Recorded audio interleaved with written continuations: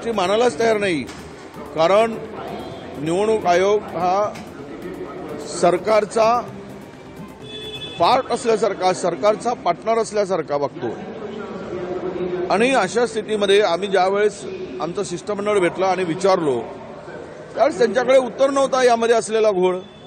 अरे एका घरामध्ये 400 लोक कसे राहू शकतात? हा कोणी घोळ तयार केला? कुणाच्या इशाऱ्यावर केला? आणि आम्ही ज्यावेळेस निवडणूक आयोगाकडे या सगळ्या बाबी मागतो त्यावेळेस मिरची मात्र सरकारला जमते आणि ते उत्तर देत बसतात, जसे यांचे वकील लागले आहेत ते। म्हणजे तुम्ही बेईमानी करून निवडणुका जिंकल्यात, तुम्ही जनतेचा मॅन्डेट तुमच्या मागे नव्हता, हे सगळं घोळ पाहिल्यानंतर आता सिद्ध झालेलं आहे। आणि म्हणून आमची मागणी आहे की या मतदार याद्यामधील झालेली जे काही गडबड आहे ती संपूर्णतः बोगस मतदार आहे। बोगस मतदार तयार करून ह्या निवडणूक जिंकण्याचा नवीन फंडा या देशामध्ये सुरू झालेला आहे। या संदर्भातली आज आमच्या मोर्चाच्या माध्यमातून आम्ही निवडणूक आयोगाला इशारा देऊ इच्छितो की जर हे स्वच्छ केलं नाही आणि सरकारचा भारतीय जनता पक्षाचा पार्टनर म्हणून जर काम करत असाल, त्याचा सहयोगी पक्ष म्हणून तुमची भूमिका असेल तर या देशातील लोकशाही धोक्यात आहे। या देशामध्ये उद्याचा भविष्य अंधकारमय आहे।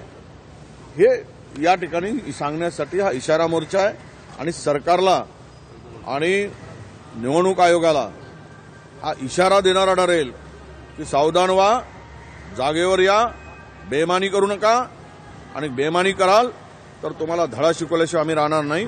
हा इशारा देण्यासाठी आजचा मोर्चा आहे। मतचोरीचा कन्सेप्टच काँग्रेसचा होता, राहुल गांधींना हा मुद्दा आणला होता। मात्र आजच्या मोर्चामध्ये काँग्रेसचे अनेक वरिष्ठ नेते अनुपस्थित आहे। अनेक ठिकाणी काँग्रेसचे होर्डिंग आणि झेंडे सुद्धा लागल्याचं पाहायला मिळत नाही। नाही, झेंडे होल्डिंग हा विषय नाही। मोर्चामध्ये आम्ही सहभागी आहोत। मी तिथे चाललेलो आहे, विधिमंडळ पक्षाचा नेता आहे।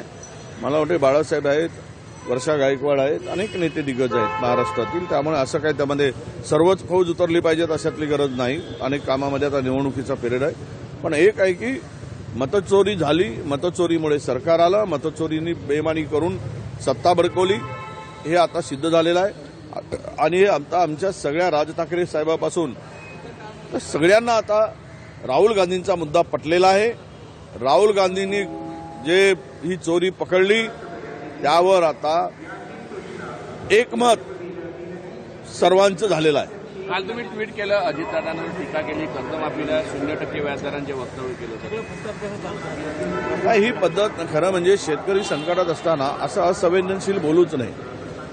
आणि आम्ही निवडणुका जिंकण्यासाठी कर्जमाफी केली अशा प्रकारचं वक्तव्य त्यांनी केलं, हे अत्यंत बेईमानीचं आहे असं मी मानतो। म्हणजे लोकांना तुम्ही मतं मिळवण्यासाठी बेईमानी करताय, खोटं बोलताय, खोटी आश्वासनं देताय आणि मतं घेताय, ही जनतेशी शेतकऱ्याशी केलेली बेईमानी आहे। आणि या बेईमानीचा बदला येणाऱ्या निवडणुकीमध्ये चुन के मतदार घेतील आणि यांची जागा, यांची अवकात यांना दाखवतील। पंतप्रधान मोदींनी काल टीका केली आहे की काश्मीर प्रश्न हा नेहरूमुळेच आहे। अब कुछ हाथ में नहीं है तो नेहरू है, कुछ खुद से बनता नहीं तो नेहरू दिख पडता है। स्वतः काही करायचं नाही, सगळे नेबर कंट्रीज विरोधात गेलेत आणि पंतप्रधान करत काय आहे? एक तरी बाजूच्या देशाशी चांगले संबंध ठेवलेत, चीनशी हातमिळवणी केली आणि तिकडे मोठा भारी मिलिटरीचा कॅम्प त्यांनी उभं केला। हा देश उद्ध्वस्त करायला निघणाऱ्या माणसांनी स्वातंत्र्याच्या काळात 13 वर्ष जल भोगणाऱ्या नेहरूवर टीका करण्याचा अधिकार तरी आहे का, हे पहिले त्यांनी बघावं आणि मग बोलावं। महाविकास आघाड़ी राज ठाकरे के साथ मोर्चा है, राज हम सब शामिल है, महाविकास आघाड़ी है, राज ठाकरे जितने भी विरोधी पार्टी है वो सब शामिल है। ये वोट चोरी करके, बेईमानी करके इन्होंने सत्ता हथिया है। ये चोरी पकड़ी गई है, फिर भी इलेक्शन कमीशन ये सुनने को तैयार नहीं है। उनको इशारा देने के लिए कि अभी सुधर जाओ वरना चुनाव होना मुश्किल हो जाएगा, और बेईमानी करके अगर ये चुनाव जिता देंगे आप सरकार का या एक पॉलिटिकल पार्टी का पार्टनर बनकर, तो ये गद्दारी है, देश के साथ में, डेमोक्रेसी के साथ में धोखा है। ये इशारा देने के लिए आज का मोर्चा है। अरे काय तुम्ही एक हिंदी करा, एक बिहार चुनाव में एनडीए ने अपना मैनिफेस्टो जाहिर किया, 1 करोड़ सरकारी नौकरी का वादा, साथ ही 1 करोड़ लखपति दीदी बनाने का वादा किया। वाह वाह, अभी तक क्या झकमारी कर रहे थे क्या? 20 साल क्या कर रहे थे? किसकी चुन रहे थे वो अभी तक? तो ये सब जो है ये इलेक्शन में बेवकूफ़ बनाने के धंधे हैं, ये धंधे बंद कर देना चाहिए। अभी जैसा कि यहाँ पे किसानों को कर्ज मुक्ति करके मुकर गए, वैसा ही वहाँ पे मुकर जाएंगे। जनता अभी ये झांसले से जुमलों से फंसने वाली नहीं है, बहुत इनकी जुमलोबाजी हो चुकी है। अब जुमलोबाजी से जनता अब उब गई है और इनको इनकी जगह दिखाएगी।